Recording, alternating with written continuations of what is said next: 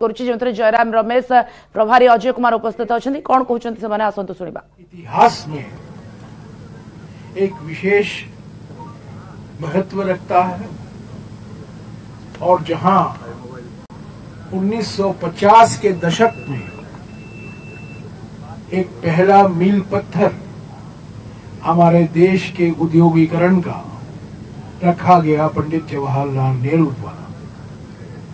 रूरकेला दुनिया भर में मशहूर है। रूरकेला को हमें तब के पश्चिम जर्मनी और ऑस्ट्रिया से वित्तीय और तकनीकी सहायता मिली और जब हम भारत की उद्योगीकरण की बात करते हैं, भिलाई, रूरकेला, बोकारो, हीराकुद, भाखरा नंगल, दुर्गापुर, ये सब मील पत्थर है। 1950 और 1960 के दशक में पब्लिक सेक्टर ने हमारे देश को बनाया। इस्पात के कारखाने लगाए गए, फर्टिलाइजर के फैक्ट्रियां लगाई गई, बड़े बड़े बांध, हीराकुद जैसे बांध बनाए गए, तेल की रिफाइनरियां लगाई गई, बाद में एल्यूमिनियम की फैक्ट्री, मिसाल के तौर से नालको जो उड़ीसा की शान है वो भी बनाया गया। तालचेर जैसे जगहों में एनटीपीसी के पावर प्लांट लगाए गए और आज ये सब खतरे में है क्योंकि हमारे प्रधानमंत्री नरेंद्र मोदी की नीयत और नीति एक ही है, सबको बेच डालो। कांग्रेस ने देश बनाया है, नरेंद्र मोदी ने देश को बेचने में लगे हुए हैं। और किसको बेच रहे हैं? एक या दो चुने हुए दोस्त पूंजीपति, सारे एयरपोर्ट, सारे बंदरगाह, सारे इस्पात के फैक्ट्री, सारे रेल। और मैं आपको यकीन दिलाता हूं, अगर प्रधानमंत्री लौट आएंगे तीसरी बार, रूरकेला को भी बेचा जाएगा, इसमें कोई शक नहीं होनी चाहिए। नालको को भी बेचा जाएगा।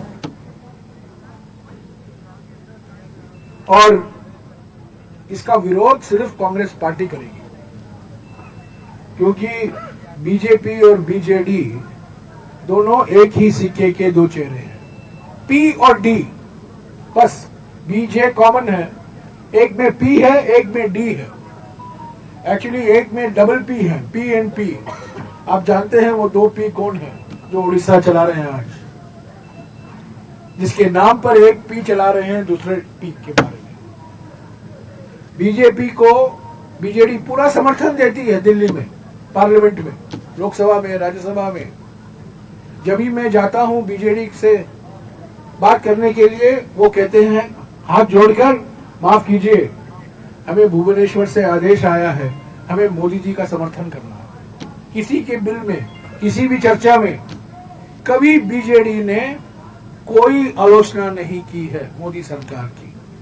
तो बीजेपी और बीजेडी एक ही सिक्के के दो चेहरे हैं, इसमें कोई फर्क नहीं है।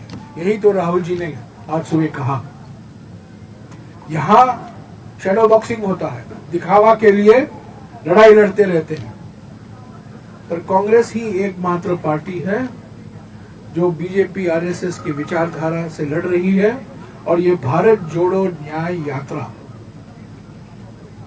इसके पीछे क्या विचार है? जो 5 न्याय राहुल जी ने समाज के सामने रखा है, देश के सामने रखा है, उसके बारे में मेरे युवा साथी कन्हैया कुमार जी आपको जानकारी देंगे।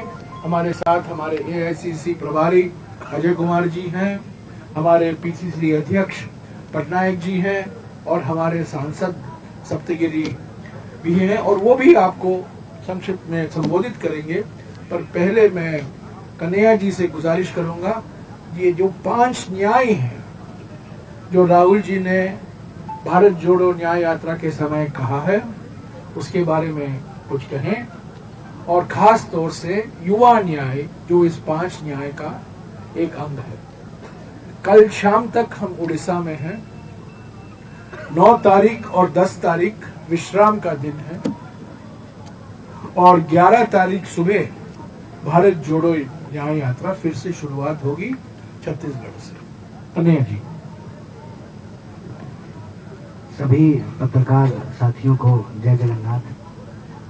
जैसा कि जयराम जी ने बताया कि हमारी यात्रा विभिन्न राज्यों से होते हुए उड़ीसा की महान भूमि पर पहुंची है और यह जो भारत जोड़ो न्याय यात्रा है, पिछला जो भारत जोड़ो यात्रा हुआ था उसके दौरान जो देश के लाखों करोड़ों लोग राहुल जी से मिले, हम भारत यात्रियों से मिले, उन्होंने जो अपना दर्द साझा किया, उनके मन की बात सुनने के बाद हमारी पार्टी को, हमारे नेता को ये लगता है कि इस देश में अन्याय को समाप्त किए बिना, न्याय की स्थापना किए बिना देश को शक्ति नहीं मिलेगी, देश शक्तिशाली नहीं होगा।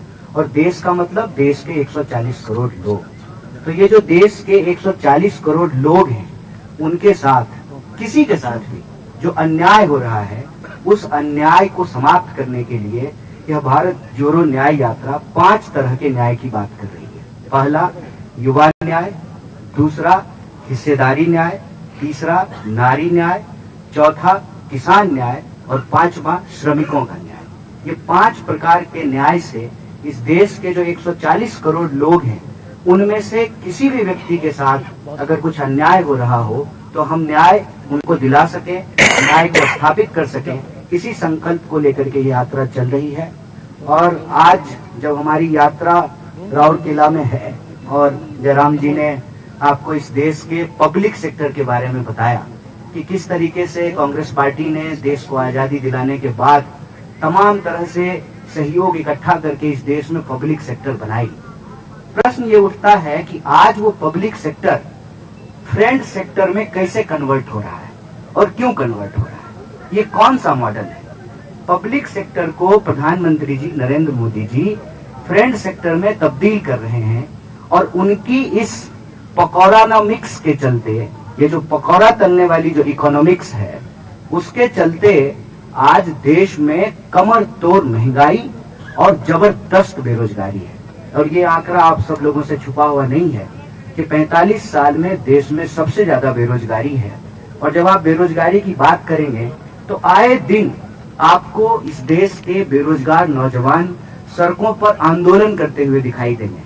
अभी आप लोगों ने देखा होगा कि रेलवे भर्ती को लेकर के नौजवानों ने एक बड़ा आंदोलन किया। आपने देखा होगा, अलग बात है कि आपने नहीं दिखाया, लेकिन आपने देखा जरूर होगा कि इस देश के नौजवान अपने रोजगार के लिए किस तरह से दर दर भटक रहे हैं। अगर आप सिर्फ केंद्र सरकार की बात करें तो 10 लाख से ज्यादा पद जो हैं वो रिक्त पड़े हुए हैं। प्रधानमंत्री जी इन पदों को भरने की कोई कोशिश नहीं करते हैं। उल्टे प्रधानमंत्री जी कहते हैं कि आप पकौड़ा बनाइए, मतलब वो इस देश के नौजवानों को उल्लू बनाएंगे और नौजवानों को कहेंगे कि आप पकौड़ा बनाइए। इसके पीछे मंशा क्या है? मंशा देखिए बिल्कुल साफ है। वो अपने दोस्तों की मदद करना चाहते हैं और दोस्त जो हैं उनके, वो पब्लिक सेक्टर को फ्रेंड सेक्टर में तब्दील कर रहे हैं। अपना जो है, जो पब्लिक की संपत्ति है वो अब निजी संपत्ति में कन्वर्ट हो रही है, बदल रही है। और इस मॉडल के चलते ये हो रहा है कि धीरे धीरे सरकारी नौकरियां खत्म की जा रही है। मतलब बिल्कुल सीधा है, न रहेगा बांस, न बजेगी बांसुरी, न रहेगा पब्लिक सेक्टर, न देनी पड़ेगी सरकारी नौकरी। सरकारी नौकरी नहीं देना पड़ेगा तो देश के आम नौजवानों को कोई सुरक्षा नहीं मिलेगी। मतलब इस देश के सांसद को पेंशन मिलेगा, आवास मिलेगा, टेलीफोन का बिल मिलेगा, हवाई जहाज ट्रेन पर चढ़ने का किराया मिलेगा, लेकिन इस देश के जो आम नौजवान हैं, आम परिवार के नौजवान हैं, उनको नौकरियां नहीं मिलेगी। और यह जो बेरोजगारी का दंश है, यह जो बेरोजगारी भिखारी जो एक बीमारी बन गई है, इसके चलते आज नौजवानों को आत्महत्या करनी पड़ रही है। आप जानते हैं कि 1 घंटे से भी कम समय में एक नौजवान देश के किसी न किसी कोने में आत्महत्या कर लेता है। अब ये आंकड़ा 2 हो चुका है। जितना किसान आत्महत्या कर रहे हैं, उतना ही जवान आत्महत्या करना शुरू कर दिए हैं देश में। ये हमारे लिए चिंताजनक बात है। इसीलिए मैं आप सबके माध्यम से यह सवाल उठा रहा हूँ कि अगर इस देश के गृह मंत्री के बेटा को बीसीसीआई का सेक्रेटरी बनाया जा सकता है, मतलब गृह मंत्री का बेटा बनेगा बीसीसीआई का सेक्रेटरी और देश के नौजवानों को मिलेगी 4 साल की ठेके वाली नौकरी। ये जो बेईमानी है सरेआम आंख के सामने देश का मुद्दा भटका करके देश की संपत्ति जो बेची जा रही है, इस बेचने के खिलाफ यह भारत जोड़ो न्याय यात्रा न्याय को बचाने की लड़ाई है। इसीलिए हम इस देश के नौजवानों से अपील करते हैं कि यह यात्रा एक वैचारिक यात्रा है, हक और अधिकार की यात्रा है, ये न्याय की यात्रा है। अगर आप महसूस करते हैं कि आपको आपकी योग्यता के हिसाब से काम नहीं मिल रहा है, क्यों? क्योंकि आपके परिवार के लोग राजनीति में नहीं हैं, आपके परिवार के लोग प्रधानमंत्री के दोस्त नहीं हैं, तो आपको अपने हक और अधिकार के लिए संघर्ष करना पड़ेगा। और इस भारत जोड़ो न्याय यात्रा से जुड़ करके आपको भारत जोड़ो न्याय यात्रा में शामिल होना चाहिए और देश में अन्याय के खिलाफ न्याय योद्धा बनना चाहिए।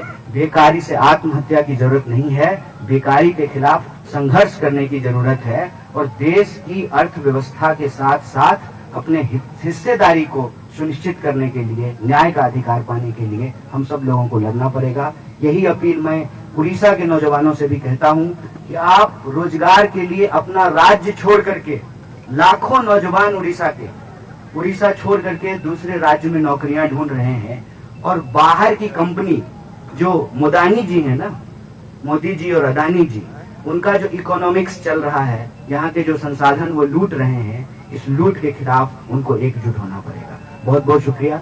जो भी आपके सवाल होंगे उसका जवाब देने का प्रयास। धन्यवाद। अभी पटनायक जी आपको संबोधित करेंगे।